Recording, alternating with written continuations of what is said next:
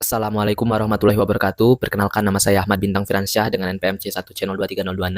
Pada video kedua ini saya akan menjelaskan mengenai siklus akuntansi, yang mana ini masih terkait dengan video sebelumnya. Untuk siklus akuntansi, yang pertama kali dilakukan adalah identifikasi bukti transaksi, suatu transaksi. Masih sama ya. Jadi suatu transaksi mengapa diidentifikasi? Itu kan sudah dijelaskan di video sebelumnya, karena itu ada dua jenis transaksi. Yang pertama transaksi keuangan dan transaksi non-keuangan. Jadi yang dicatat secara akuntansi hanya transaksi keuangan saja. Mengapa demikian? Karena transaksi keuangan itu mempengaruhi posisi keuangan perusahaan. Nah, lanjut.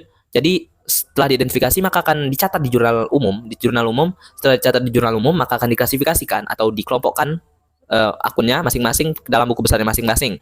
Tujuan utama pengelompokan di buku besar ini untuk mengetahui jumlah saldo dari masing-masing akun sehingga nantinya diiktisarkan ke dalam neraca saldo tersebut. Nah, maka dari itu definisi dari neraca saldo adalah daftar akun-akun beserta saldonya masing-masing. Nah, setelah disusunnya neraca saldo, dibuatlah jurnal penyesuaian karena beberapa akun dalam neraca saldo tersebut belum menunjukkan nilai yang sebenarnya.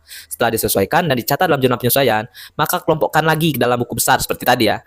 Kelompokkan lagi ke dalam buku besar setelah penyesuaian, begitu juga untuk neraca saldo. Susun lagi neraca saldo setelah penyesuaian.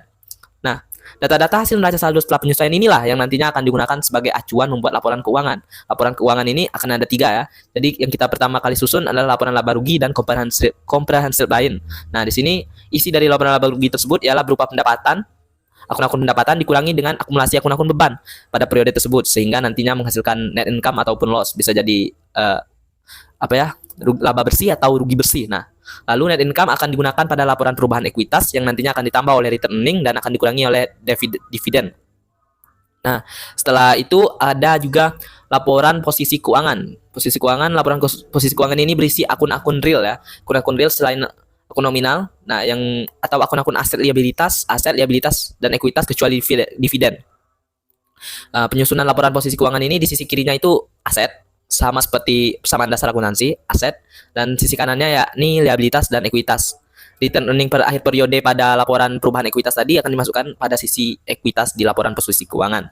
Nah, setelah ini dibuatlah jurnal penutup untuk menutup akun nominal, yakni akun pendapatan, akun beban, akun ikhtisar laba rugi, dan dividen. Sama seperti sebelumnya, kelompokkan lagi atau posting ke buku besar setelah penutupan. Setelah mencatat di itu tadi ya, jurnal penutupan, akan dikelompokkan di buku besarnya masing-masing, lalu susun lagi neraca saldonya, neraca saldo setelah penutupan namanya, lalu saldo akun-akun real yang tidak ditutup dan terdapat pada neraca saldo setelah penutupan itulah yang akan menjadi saldo awal untuk periode berikutnya. Maka dari itu akan mengulang lagi. Nantinya akan ada transaksi baru dan akan diidentifikasi lagi. Mengulang. Makanya itu dinamakan siklus. Terima kasih. Demikian, terima kasih. Wassalamualaikum warahmatullahi wabarakatuh.